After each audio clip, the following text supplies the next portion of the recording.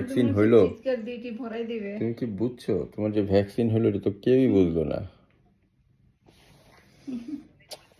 এত সুন্দর গন্ধ করতেছে। হ্যাঁ, ক্রিমিটা একটু পরে দিব। ভ্যাকসিনটা দিলাম তো মাত্র কিছুক্ষণের মধ্যে দিব।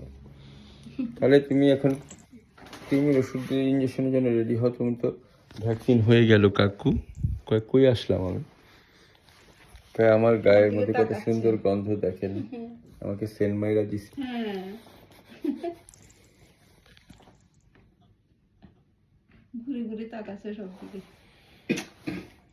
আরে এইখানে তো টেনশনের কোনো কারণ নাই। আজকা আমি বিলাই বইলা আপনি ধইরা খালি इंजेक्शन मायरा दिसेन, वैक्सीन दिया दिसेन। ये तो अच्छी बात नहीं है काकू। হয়ে গেল।